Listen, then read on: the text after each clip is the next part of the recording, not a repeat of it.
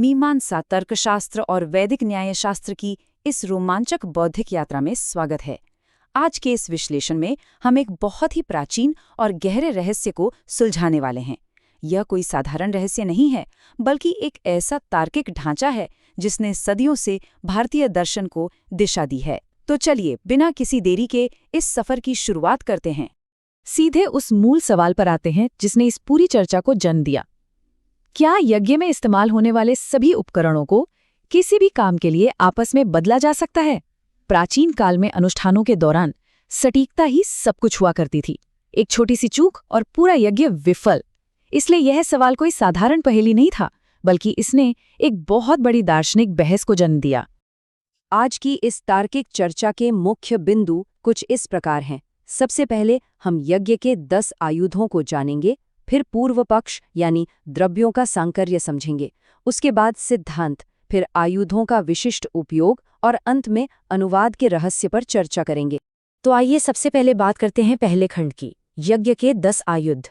तैत्तिरीय संहिता में स्पष्ट रूप से 10 खास उपकरणों का जिक्र मिलता है। स्फेयर, कपाल, अग्निहोत्र हवनी, शूर्प, कृष्णाजिन, शम्या, उलूखल, मुसल, दृश्यद और उपला। इन 10 को मिलाकर सामूहिक रूप से यज्ञायुध या यज्ञ के हथियार कहा गया है।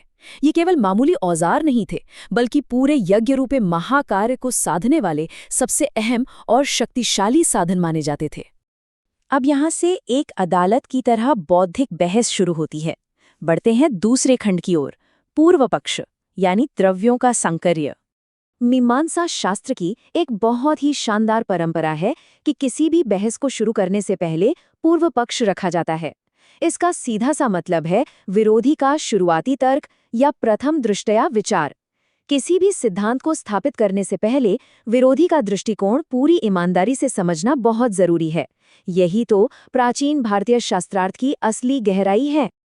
अब विरोधी का तर्क सुनने में बड़ा सीधा और लॉजिकल लगता है। उनका कहना था कि जब इन सभी 10 उपकरणों को एक सामान्य प्रकरण के तहत यज्ञायुध कहा गया है, तो क्या इनमें द्रव्य सांकर्य यानी मिलावट नहीं हो सकती?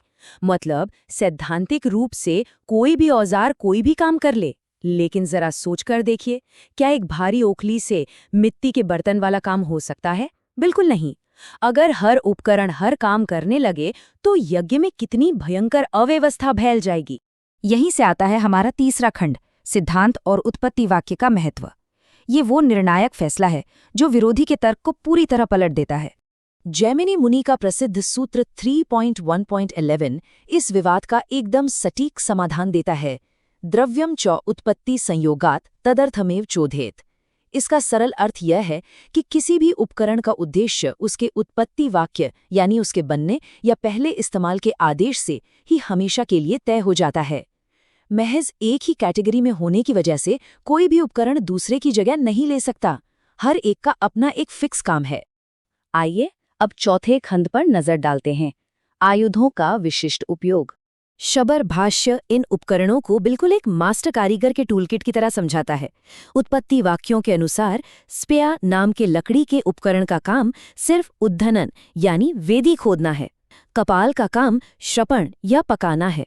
उलूखल मूसल सिर्फ अवघात यानी अनाज कूटने के लिए है, और दृश्यदुपल्ला का काम पेषण यानी पीसना है। ये निर्देश इन उपकरणों और उनके कामों के बीच एक ऐसा सख्त रिश्ता बनाते हैं जिसे बदला नहीं जा सकता। लेकिन रुकिए, एक सवाल अभी भी बाकी है, और वो है हमारा 5वां खंड, अनुवाद का रहस्य। अगर नियमों में इतनी सख्ती है तो इन्हें शुरुआत में एक साथ 10 यज्ञायुध कहा ही क्यों गया?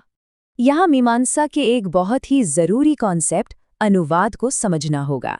ध्यान रहे, इसका मतलब आज के जमाने वाला लैंग्वेज ट्रांसलेशन नहीं है। मीमांसा में अनुवाद का अर्थ है किसी ऐसी बात को दोहराना या सपोर्ट करना जो पहले से ही किसी नियम द्वारा स्थापित हो चुकी है। ये कोई नया आदेश नहीं देता। तो तार्किक प्रवाह कुछ ऐसा बनता है। सबसे पहले तो विशिष्ट उपकरणों को उनके सटीक कामों के लिए सौंप दिया गया। इसके बाद जब ग्रंथ कहता है कि ये 10 यज्ञायुध हैं, तो ये कोई नया नियम नहीं, बल्कि महज एक अनुवाद या पुनः कथन है। और इसका बड़ा ही प्रैक्टिकल मकसद था, संभार यानी यज्ञ शुरू होने से पहले इन सभी जरूरी चीजों को एक जगह इकट्ठा करना। इसका मतलब ये कतई नहीं था कि इस्तेमाल करते वक्त इन अस्त्रों की अदला बदली कर दी जाए। और यही इस पूरे अधिकरण का सबसे बड़ा निष्कर्ष है। मीमांसा का ये शानदार नियम हमें बताता है कि विशेष विधान हमेशा सामान्य प्रकरण पर हावी होते हैं। अगर किसी खास काम के लिए कोई स्पेसिफिक रूल बना है तो सिर्फ एक जनरल कैटेगरी उस नियम को बदल नहीं सकती। जटिल तार्किक उलझनों को सुलझाने का ये कितना अचूक तरीका है। इस विश्लेषण के अंत में एक बहुत ही दिलचस्प विचार पर गौर करना जरूरी है।